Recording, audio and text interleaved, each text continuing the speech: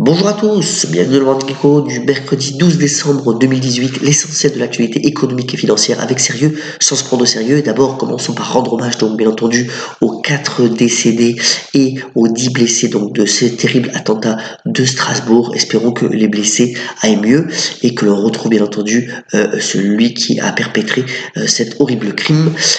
Les marchés hier ont plutôt bien réagi en Europe, c'est beaucoup plus contrasté aux États-Unis où donc le Dow Jones et le S&P ont fini en légère baisse et vous voyez que les analystes revoient à la baisse leurs prévisions de bénéfices.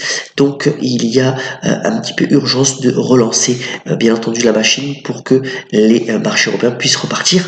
Les futurs sont déjà en hausse ce matin puisque en fait dans le conflit de guerre commerciale entre les États-Unis et la Chine, eh bien Meng, la fameuse dirigeante de Huawei, a été libérée. Bon, elle a un GPS tracker avec elle, son passeport a été pour le moment confisqué.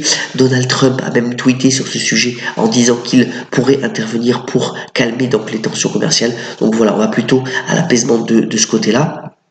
Et autre sujet aussi d'apaisement qui a relancé un peu bien entendu les marchés, c'est le fait que eh bien la Chine va baisser les taxes sur les importations de voitures américaines. C'est tout de même donc un chiffre d'affaires de 10 milliards donc de dollars par an. C'est 280 000 voitures US et donc la Chine va baisser ses tarifs de 40% à 15%. On va relancer aussi ses achats de produits agricoles américains.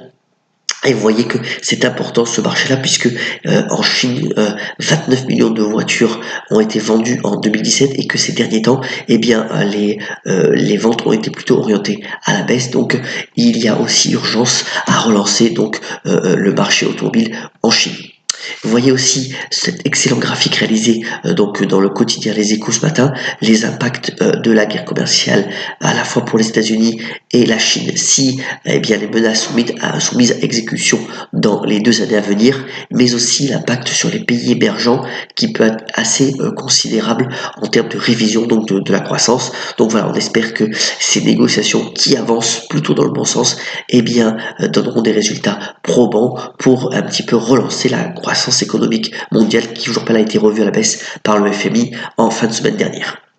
Alors, toujours bien sûr le Brexit, donc un petit mot là, c'est le FTSE, c'est-à-dire l'indice des 100 plus grandes valeurs anglaises qui a lui aussi monté, même s'il y a encore pas mal de doutes sur l'issue de ce Brexit. Apparemment, ce matin, eh bien, les conservateurs auraient les 48 signatures pour faire tomber le gouvernement de Theresa May, mais il y a encore énormément d'incertitudes, toujours à suivre dans l'horizon macroéconomique.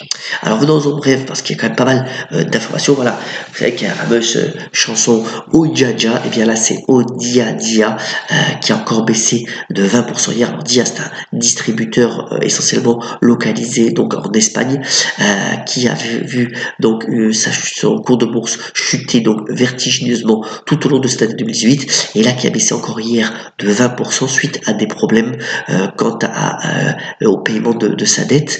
En tous les cas, après clôture, eh bien le groupe a dit qu'il était en train de bien renégocier avec les banques le refinancement de sa dette. Donc on verra, mais vous voyez que eh bien aucun groupe n'est épargné et surtout pas dans la distribution. Encore peut-être un des effets de Amazon dans ce secteur d'activité.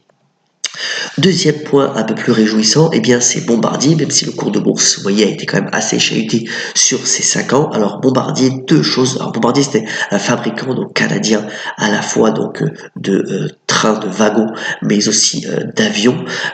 Pour le côté des trains, eh bien aujourd'hui devrait être formulée une commande de 3,6 milliards de dollars. Ça représente quand même, donc c'est une commande du New Jersey, c'est tout de même 1000 wagons avec des innovations technologiques comme des ports USB, énormément d'endroits liés au divertissement, mais aussi la commercialisation de ce jet privé, donc cet avion d'affaires qui s'appelle le Global 7500, dont le groupe canadien, donc Bombardier, espère faire des ventes équivalentes à 2,5 milliards de dollars d'ici 2020. Donc voilà un lancement important pour le groupe canadien qui, je vous le rappelle, s'est allié avec Airbus l'année dernière.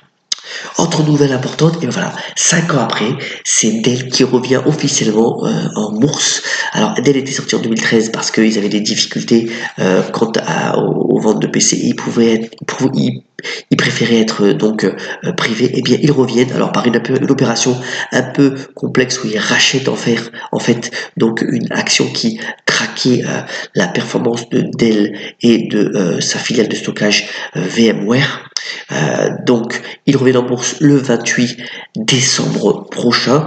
Alors, il faut espérer que comme ça faisait 5 ans qu'il n'était pas là et que le marché a monté, eh bien qu'il ne rentre pas donc sur le marché financier américain au pire moment, puisque en ce moment, comme on l'a relayé, on a quelques doutes sur le futur des indices américains pour les 2 années à venir. Donc voilà.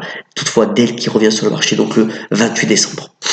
Autre nouvelle, toujours dans la technologie, alors c'est Cisco, là, une belle courbe, une belle tendance haussière donc pour Cisco qui rachète en fait Luxtera pour quelques centaines de millions de dollars. Alors le montant n'a pas encore été révélé, c'est une transaction importante pour Cisco qui veut absolument donc se renforcer dans tout ce qui est objets connectés et ce sont donc Luxtera des microprocesseurs qui sont dédiés à ces objets connectés. Autre nouvelle importante, je voulais vous le montrer quand même, c'était TripAdvisor qui, dans le cours de bourse, fait aussi une belle année. Et vous voyez qu'en fait, la courbe blanche, eh bien, c'est les prix target, donc les prix objectifs des analystes. Et vous voyez qu'en fait, la courbe bleue démontre que TripAdvisor a évolué tout au long de cette année au-dessus des prix donnés par les analystes. Pourquoi? Parce que TripAdvisor a réussi à réduire ses coûts de manière assez significative et à surprendre en fait par des résultats financiers meilleurs que prévu. Alors bien sûr TripAdvisor dépend en grande partie des ventes de Expedia et de Booking.com, Booking.ye, vous savez bien je suis sur cette pub, mais toutefois voilà donc un beau groupe qui montre que bien finalement les avis des analystes sont toujours à nuancer dans ces marchés financiers assez compliqués. Autre nouvelle d'importance, et bien voilà, enfin Nutella va avoir un vrai concurrent et en la personne donc de Pat Distelle qui va lancer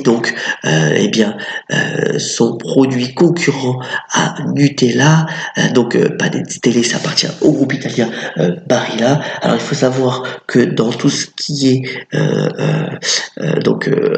crème au chocolat, et bien Nutella détient 54% du marché, c'est 2 milliards de dollars de chiffre d'affaires annuel, donc pour le moment il est le leader incontesté. Mais voilà, Pat Nestlé va venir essayer de le confronter en misant sur 2 choses, d'abord moins de sucre, pas d'huile de palme, et donc le groupe italien a de fortes ambitions pour concurrencer donc Nutella du groupe Ferrero. On suivra avec attention si Pat Nestlé peut venir concurrencer le Nutella si célèbre.